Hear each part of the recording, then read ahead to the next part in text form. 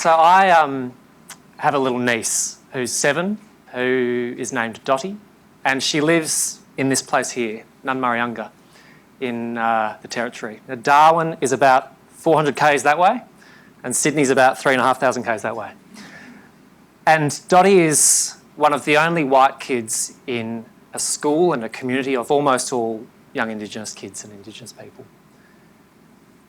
And she's got some terrific young friends who are Indigenous kids, and they are just as smart as each other, and as bright as each other, and as capable, and as excited about the future as each other. But we know that in 10 years' time, Dottie's world and the world of those little friends of hers will look very, very different. They won't have the opportunities that Dottie has. They won't have the futures to look forward to that Dottie will have. As you can tell, that makes me mad.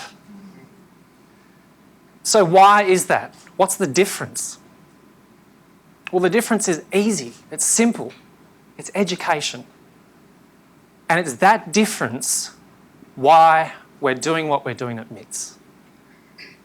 So, well, what are we doing at MITS? Well, we've built a little school for 22 Indigenous kids from across Australia at Year 7 age. And those kids come to us for 1 year. And during that year, they go to school inside the Richmond Footy Club, which is pretty cool, where they receive a really targeted program, an academic program which is focused on accelerating them academically. And already in the first 5 months of this program, we've seen the benefits of that. Last week, with our kids preparing to go home for the mid-year break, our teachers have been assessing them, and we've seen just one of our kids who has improved her reading age 2 years in 5 months. And they live in our boarding house on Richmond Hill, which is a really warm, really home-style environment, staffed by Indigenous boarding supervisors, a really culturally celebratory, strong place that understands just how hard it can be to do what these kids are doing.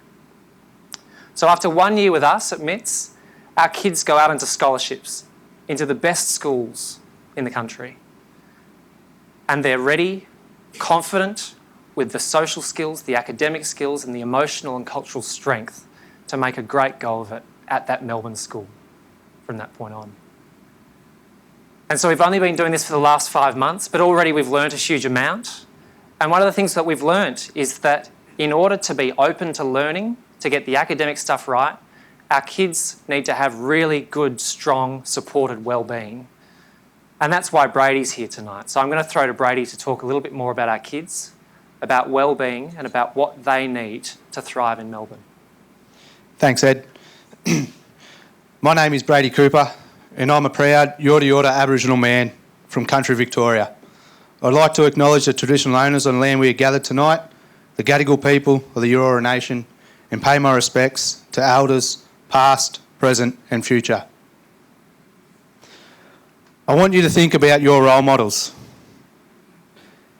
Did you have a role model at school? For me, I didn't. I was at a school of 1,600 kids and was one of about 20 Aboriginal kids attending that school. And it was hard. But I'm proud of my Aboriginality, and I embrace it at every opportunity I get, as I did throughout my schooling. When I finished my schooling, I was then employed at the same school to work with these Aboriginal kids.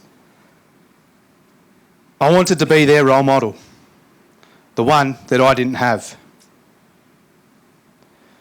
By the time I left working there, the number of Aboriginal students had tripled. Young, strong and proud Aboriginal kids. We all know every student has some sort of baggage that they carry with them. Me personally, I carried that same baggage as our kids do at MITS. Drug and alcohol abuse in the family, domestic violence, cultural obligations and low self-esteem because my well-being in school wasn't met. Today, working at MITS, I'm the Health, Wellbeing and Cultural Coordinator, and I personally see wellbeing as a holistic approach. We understand that literacy and numeracy is a struggle, But if the students' wellbeing needs aren't met, we don't stand a chance. If our students can see me as a young Aboriginal man working, teaching in their classroom, hopefully then I can become the role model for them, the one that I didn't have. And what I'm excited about is for each of those 22 kids to then become role models, strengthening their communities and the next generation of kids from every Aboriginal community across Australia. Cheers. Thanks, back to you, Ed.